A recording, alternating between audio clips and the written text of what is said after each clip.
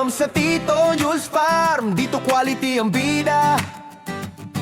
Free range heritage chickens, natural lang liga. Eggs na fresh, meat na tender, yan ang hinahanap mo.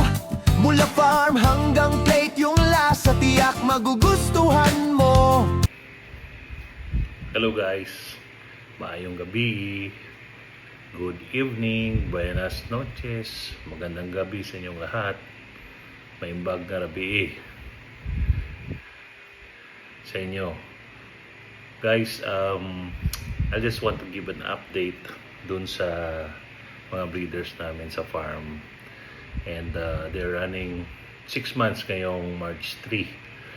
So it means that actually weeks ago we've been starting to pick some eggs galing sa mga breeders natin. But then the sizes are still small, and we have now the eggs sample na nandito sa bahay, nilagay na sa ref. So ito na yun, mga brown eggs. Wow, dami nila, no? Oh, ito pa, dami. Okay, these are the eggs that my breeders produced.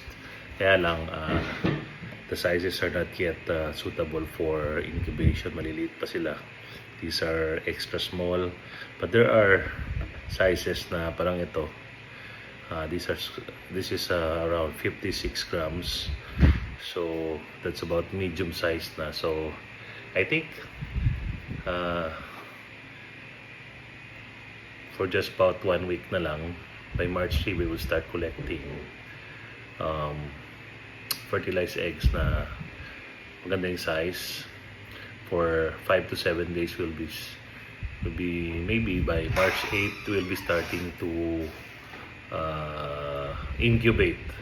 So ito lang yung update natin for today. So guys, we're excited. By the way, ito pala, these are fertilized eggs, hindi ito table eggs.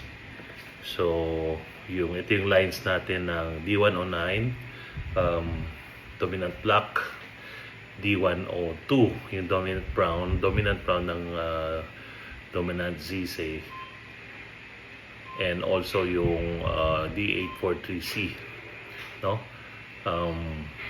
Hopefully makapag-produce tayo ng maraming layers for those breeds para magkakaroon tayo ng sarili nating egg laying chickens that will produce a lot of eggs, and we'll be going to sell it. And of course yung male, we'll be using it for inasal. Been excited with this, kaya we'll be announcing to the public na soon we'll be selling yung fertilized eggs natin. Okay, so that's all for tonight. Thank you, Lord, for this opportunity na mag-grow kami. We'll be having some produce na ganito. Lord, thank you so much. Guide us, give us the wisdom na mapatuloy namin ito. And hope for success.